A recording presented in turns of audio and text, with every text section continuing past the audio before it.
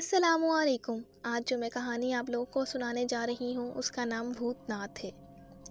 میرا نام اسد ہے اور میں گاؤں کی دوسری طرف کھیتوں کو پانی دینے جایا کرتا تھا۔ ایک دفعہ مغرب کی نماز کے بعد میں کھیتوں کو پانی دینے چل پڑا۔ جب میں وہاں پہنچا تو مجھے محسوس ہوا کہ کوئی کھیتوں میں بیٹھا ہوا ہے۔ میں نے سوچا اندھیری رات میں کون ہو سکتا ہے، اور میں نے آگے بڑھ کر اس سے پوچھا کہ بھائی کون ہو؟ اپنے اس سوال کا مجھے کوئی جواب نہ ملا تو میں نے دوبارہ سے پوچھا کہ بھائی آپ کون ہو اور اتنی رات کو یہاں کیا کر رہے ہو؟ تو اس نے پھر کوئی جواب نہ دیا۔ میں نے اپنے دل میں خیال کیا کہ یہ کوئی گونگا بہرا آدمی ہے جو میرے سوال کا جواب نہیں دے رہا ہے۔ یہ سوچ کر میں نے اسے نظر انداز کر دیا۔ یہی وجہ تھی کہ میں نے پھر اس پر زیادہ توجہ نہ دی اور کھیتوں کو پانی دینے لگا۔ اپنا کام پورا کرنے کے بعد میں نے ادھر ادھر نظر ڈالی اور گھر کی طرف چل پڑا۔ میں اپنے کام سے فارغ ہو چکا تھا، نیند بھی آ رہی تھی۔ میں چاہتا تھا کہ جلدی جلدی گھر پہنچ جاؤں۔ کام تو ختم ہو چکا ہے، گھر چل کر کچھ دیر آرام کر لوں، اس طرح طبیعت ٹھیک ہو جائے گی۔ رات بے حد طاری تھی۔ میں کھیتوں سے نکلنے لگا، ایک دم مجھے اس آدمی کا خیال آیا جس نے مجھے کھیتوں میں آتے ہوئے دیکھا تھا۔ میں سوچنے لگا وہ شخص کون ہو سکتا ہے اور اتنی رات گئے وہ ان کھیتوں میں کیا کر رہا تھا؟ مجھے وہ شخص کچھ پرسرار سا لگا۔ آخر اس نے میری بات کا جواب کیوں نہیں دیا تھا؟ کیا وہ گونگا اور بہرا تھا یا پھر کچھ اور؟ اس سے آگے مجھے کچھ خوف محسوس ہونے لگا، کیونکہ بات ہی کچھ ایسی تھی کہ جس کے متعلق سوچ کر میں لرز اٹھا تھا۔ خوف کی ایک لہر میرے پورے جسم میں دوڑ گئی تھی۔ میں نے اندھیرے میں ادھر ادھر دیکھا، ہر طرف سخت اندھیرا تھا۔ پرندے بھی اپنے اپنے گھونسلوں میں جا چکے تھے۔ ہر طرف سناٹا طاری تھا، گہرا سناٹا تھا، اس قدر گہرا کہ دل ہول اٹھتا تھا۔ میں آہستہ آہستہ قدم بڑھاتے ہوئے آگے بڑھنے لگا۔ دل میں ایک انجان سا خوف سمایا ہوا تھا۔ دل سینے میں بری طرح دھڑک رہا تھا۔ میں اندھیرے میں ادھر ادھر دیکھتا ہوا آگے بڑھتا رہا۔ کبھی کبھی دور جھاڑیوں کے بولنے کی آواز سنائی دی۔ یہ آواز رات کی خاموشی کو توڑتی تو ماحول کی ہولناک میں اور اضافہ ہو جاتا۔ میں کانپتے قدموں سے آگے بڑھتا جا رہا تھا، مگر دل کا خوف کم نہ ہوا تھا۔ آج میں پہلی بار کھیتوں کو رات کے وقت پانی لگانے کے لیے نہیں آیا تھا۔ اس سے پہلے بھی کئی بار آ چکا تھا۔ اس سے پہلے کبھی میرے دل میں خوف نہیں ابھرا تھا، مگر آج نہ جانے کیا ہو گیا تھا کہ خوف کم ہونے کے بجائے بڑھتا جا رہا تھا۔ اور پھر وہ پرسرار شخص مجھے بری طرح یاد آ رہا تھا۔ میں نے اس شخص کو اس سے پہلے کبھی نہیں دیکھا تھا۔ وہ اس گاؤں کا نہیں لگتا تھا۔ تو پھر وہ کون تھا؟ اس سوال کا جواب میرے پاس نہ تھا۔ ابھی میں تھوڑی آگے ہی گیا تھا کہ مجھے یوں محسوس ہوا جیسے کسی نے میرا نام لے کر مجھے پکارا ہے۔ پہلی بار تو میں نے اس چیز کو اپنا وہم سمجھا، مگر دوسری بار پھر مجھے یہ احساس ہوا جیسے کسی نے میرا نام لے کر مجھے پکارا ہے۔ اس بار میں نے ادھر ادھر دیکھا، لیکن مجھے کچھ نظر نہ آیا۔ اس بار بھی میں نے اس چیز کو اپنا وہم سمجھا اور آگے کی طرف چل پڑا۔ پھر کسی نے مجھے میرے نام لے کر پکارا۔ اب کی بار مجھے تھوڑا سا خوف محسوس ہونے لگا۔ جب میں نے پیچھے دیکھا تو ایک عجیب و غریب شکل کا بوڑھا کھڑا تھا۔ میں نے اسے دیکھا اور اس کے قریب جا کر کہا، کیا بات ہے؟ میرے سوال کا اس نے کوئی جواب نہ دیا۔ میں اسے نظر انداز کرتے ہوئے واپسی مڑا تو کسی نے پیچھے سے میرے کندھے پر ہاتھ رکھ کر مجھے روکنے کی کوشش کی۔ مجھے بوڑھے کی اس حرکت پر بڑا غصہ آیا، کیونکہ میرے پیچھے وہی بوڑھا کھڑا تھا۔ ظاہر سی بات تھی کہ مجھے روکنے کی کوشش اسی نے کی ہوگی، لیکن مجھے غصہ اس بات پر آیا کہ جب میں پوچھ رہا تھا تو تب اس نے کوئی جواب نہ دیا اور اب وہ مجھے روک رہا تھا۔ اس سوچ کے ساتھ میں غصے سے پلٹا اور یہ دیکھ کر حیرت سے میری آنکھیں پھیل گئیں کہ میرے پیچھے کوئی نہیں کھڑا تھا، مگر اپنے کندھے پر مجھے ابھی بھی کسی کے ہاتھ کا دباؤ محسوس ہو رہا تھا۔ میرا دل اچھل کر حلق میں آ گیا۔ خوف کی شدید لہر پورے جسم میں دوڑ گئی۔ اب اتنی ہمت نہیں تھی کہ پلٹ کر دیکھتا، یوں لگتا تھا جیسے جسم پتھر ہو گیا ہو۔ میرے ہونٹ خشک ہو چکے تھے اور جسم بالکل بے جان۔ میں نے قدم اٹھانا چاہا، مگر یہ کیا، قدم تو اٹھ ہی نہیں رہا تھا۔ خوف کے مارے کانپنے لگا۔ میں نے ہمت کی، قدم اٹھانا چاہا، ہلکا سا اٹھا مگر زیادہ آگے نہ بڑھا۔ جسم بری طرح کانپ رہا تھا۔ میں نے اپنے پورے ہوش حواس جمع کیے، اپنا قدم بڑھایا۔ قدم آگے تو بڑھ رہا تھا مگر کندھے پر بوجھ اور دباؤ اب بھی محسوس ہو رہا تھا۔ میں نے پلٹ کر دیکھنے کی بڑی کوشش کی مگر کامیاب نہ ہو سکا۔ یا اللہ، مجھے اس مشکل سے نجات دے، میں نے دل ہی دل میں یہ پکارا۔ پھر حوصلہ کر کے بھاگنے کی کوشش کی۔ جسم میں ہمت اور جرأت پیدا ہو چکی تھی۔ میں چند قدم تک تیزی سے بھاگا۔ کسی ہاتھ کا بوجھ ابھی بھی کندھے پر محسوس ہو رہا تھا۔ میں نے چیخنا چاہا مگر چیخ حلق میں ہی رہ گئی۔ اپنی پوری ہمت جمع کی اور دوڑ لگا دی۔ میرا سانس پھول چکا تھا۔ میں چند قدم بھاگا ہوگا، لڑکھڑا گیا۔ میں نے خود کو سنبھالنے کی بڑی کوشش کی مگر اپنا توازن برقرار نہ رکھ سکا اور منہ کے بل نیچے گر گیا۔ اپنی ہمت جمع کی اور اٹھ کھڑا ہوا۔ جوں ہی کھڑا ہوا پھر بھاگنا شروع کر دیا۔ دل بری طرح سینے میں دھڑک رہا تھا۔ خوف اس قدر شدید تھا کہ چند قدم بھاگنے کے بعد ہمت جواب دے گئی۔ میں ایک جگہ کھڑے ہو کر ہانپنے لگا اور لمبے لمبے سانس لینے لگا۔ چند لمحوں بعد طبیعت بحال ہوئی۔ میں نے ارد گرد کا جائزہ لیا، پھر مڑ کر دیکھا مگر وہاں تو کوئی بھی نہیں تھا۔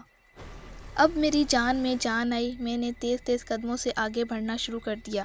اچانک پھر ایسے لگا جیسے کسی ہاتھ کا دباؤ میرے کندھے پر آ پڑا ہو۔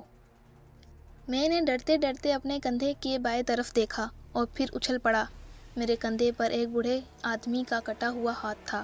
میں نے اس ہاتھ کو کندھے سے جھٹکا اور نیچے گرا دیا اور بھاگنے لگا مگر ایک دم عجیب و غریب بلا میرے سامنے آ کھڑی ہو گئی۔ اس بلا کے دانت لمبے تھے اور اس کی آنکھیں خون کی طرح سرخ تھیں اور وہ میری طرف بڑھنے لگی تو میرا جسم تھر تھر کانپنے لگا اور میں نے ہمت کر کے پوچھا، کون ہو تم؟ میں بھوت ناتھ ہوں۔ بھوت ناتھ؟ ہاں، بھوت ناتھ۔ میں نے ہمت کر کے پوچھا، مجھ سے کیا چاہتے ہو؟ میں نے تمہارا خون پینا ہے۔ کیا؟ ہاں، مجھے پیاس لگی ہے، میں تمہارا خون پینا چاہتا ہوں۔ اس کی یہ بات سن کر میرا دل ہل کر رہ گیا۔ میں نے آؤ دیکھا نہ تاؤ دیکھا بلکہ دوڑ لگا دی۔ بہت تیزی سے بھاگ رہا تھا۔ جب میں اپنے گاؤں کے قریب پہنچا تو بتیاں جل رہی تھیں اور میرا خوف تھوڑا کم ہو گیا اور پھر پیچھے سے مجھے کسی نے آواز دی، آج تو مجھ سے بچ کر نکل گئے ہو لیکن جلد ہی تم سے اپنا انتقام لوں گا۔ مگر میں بھاگتا رہا اور جب اپنے گھر کے دروازے پر پہنچا تو گر کر بے ہوش ہو گیا۔ پھر جب مجھے ہوش آیا تو اپنے آپ کو اپنے گھر میں پایا۔ میرے گھر والے میرے بستر کے قریب کھڑے تھے۔ میرے گھر والوں نے مجھ سے رات والے واقعے کے بارے میں پوچھا تو میں نے ان کو سارا واقعہ سنایا۔ پھر 1-2 ماہ بعد ہم یہ سارا واقعہ بھول گئے۔ وقت اپنی رفتار سے گزرنے لگا۔ یہ ایک اندھیری رات تھی۔ میں نے چیخو پکار کی آواز سنی اور میں اٹھ بیٹھا۔ چیخوں کی آواز رفتہ رفتہ تیز ہو رہی تھی۔ جب صبح ہوئی تو معلوم ہوا کہ ہمارے گاؤں کا ایک فرد مارا گیا ہے۔ جب میں نے اس کی لاش دیکھی تو حیران رہ گیا۔ اس کی آنکھوں کی جگہ بڑے بڑے گڑھے تھے اور اس کے جسم میں خون کا ایک قطرہ بھی نہ تھا۔ اس کے بعد تو جیسے معمول ہی بن گیا ہو، روز نہ کسی کی لاش ملتی۔ لوگ اس صورتحال سے پریشان ہو گئے اور گاؤں کے سارے لوگ چودھری کے پاس پہنچے اور اس صورتحال سے اس کو آگاہ کیا۔ چودھری نے لوگوں کو مشورہ دیا کہ گاؤں سے 2 کلومیٹر دور ایک عامل ہے جو کہ بڑے پہنچے ہوئے بزرگ ہیں، اس کے پاس جا کر مسئلہ بیان کرو۔ ہم لوگ اس عامل کے پاس پہنچے اور انہیں صورتحال سے آگاہ کیا۔ عامل صاحب نے تھوڑی دیر آنکھیں بند کی اور پھر آنکھیں کھول کر کہا، یہ ایک جن ہے جس کا نام بھوت ناتھ ہے، اس کی خوراک خون ہے۔ تو میں نے اس سے پوچھا، اس کو کیسے ختم کیا جا سکتا ہے؟ تو بزرگ عالم نے کہا، اس کو صرف اس طرح ختم کیا جا سکتا ہے کہ تم میں سے ایک شخص 7 رات کا چلہ کاٹے، پھر 7 روز بعد بھوت ناتھ اس چلے کرنے والے کے سامنے آئے گا۔ جب وہ آئے گا تو اسے پیٹرول ڈال کر جلانا ہوگا۔ عامل صاحب کی یہ بات سن کر میں نے کہا، میں یہ چلہ کروں گا اور اپنے گاؤں والوں کو اس عذاب سے نجات دلاؤں گا۔ میری یہ بات سن کر عامل صاحب نے کہا، تم یہ تعویذ اپنے گلے میں ڈال لو، جب تک یہ تعویذ تمہارے گلے میں رہے گا تم اس بلا سے محفوظ رہو گے۔ اس کے بعد عامل نے مجھے 7 دن کا چلہ بتایا۔ پھر ہم سب اسے خدا حافظ کہہ کر لوٹ آئے۔ اگلی شام کا میں نے انتظار کیا۔ یہ شام مجھے بہت لمبی لگ رہی تھی۔ خدا خدا کر کے شام ہوئی اور میں نے یہاں سے دور ایک قبرستان جا کے ایک گول دائرہ کھینچا اور وظیفہ پڑھنے میں مصروف ہو گیا۔ پھر کچھ دیر بعد مجھے آوازیں سنائی دیں، یہ چلا بند کر دو ورنہ تمہارا وہ حال کروں گا کہ تم یاد کرو گے۔ میں نے آنکھیں کھول کر سامنے دیکھا مگر وہاں تو کوئی بھی نہیں تھا، ہر طرف قبریں ہی قبریں تھیں۔ مجھے ایک لمحے کے لیے کچھ خوف محسوس ہوا اور میں وظیفہ پڑھنا بھول گیا اور اندھیرے میں ادھر ادھر دیکھنے لگا۔ چند لمحات بعد مجھے خیال آیا کہ میں یہ کیا کر رہا ہوں، میں اپنے مقصد میں بھٹک رہا ہوں۔ میں نے تو یہاں نیک کام کرنے کے لیے آیا ہوں، اگر اپنے مقصد سے بھٹک گیا تو یہ نیک کام انجام کیسے دے سکوں گا؟ میں اپنے گاؤں والوں کو اس مصیبت سے کیسے نجات دلا سکوں گا؟ یہ سوچ کر میرا خوف تھوڑا کم ہوا اور پھر سے میں نے وظیفہ پڑھنا شروع کر دیا۔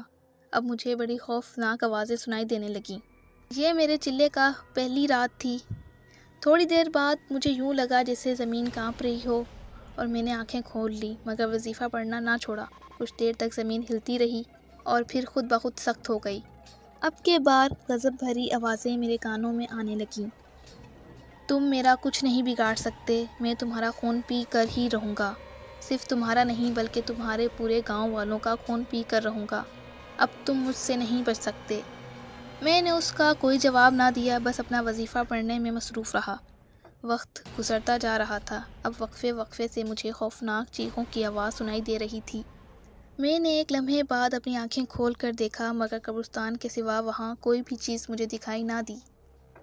پھر وہاں پر کہیں سے بہت سارے الو آ گئے جن کی آنکھیں لال اور آوازیں خوفناک تھیں۔ وہ میرے دائرے کے آگے پیچھے گھوم رہے تھے پر میں نے اپنا وظیفہ پڑھنا نہ چھوڑا۔ مجھے بار بار یہ خوفناک آوازیں سنائی دینے لگیں، تم مجھے نہیں مار سکتے، اس وظیفے کو بند کر دو ورنہ تمہارا برا حال ہوگا۔ لیکن میں نے اس طرف دھیان نہ دیا، صبح تک پڑھتا رہا۔ جب اذان ہوئی تو اپنے گھر لوٹ آیا۔ اس طرح 7 دن کا چلہ کٹ گیا اور پھر وہ وقت آ گیا کہ وہ بھوت میرے سامنے ظاہر ہو گیا۔ میں نے کسی نہ کسی طرح اس پر پیٹرول پھینک کر اسے آگ لگا دی۔ اس کے بعد میں نے خوشی کا نعرہ لگایا۔ جب وہ جل گیا تو میں گھر لوٹ آیا، سب گاؤں والوں کو اس کے خاتمے کے بارے میں بتایا۔ سب یہ سن کر بہت خوش ہوئے۔ یوں بھوت ناتھ کا خاتمہ ہو گیا۔ امید کرتی ہوں یہ کہانی آپ لوگوں کو پسند آئی ہوگی۔ پھر ملتے ہیں ایسی ہی مزید دلچسپ اور خوفناک کہانیوں کے ساتھ، تب تک کے لیے اللہ حافظ۔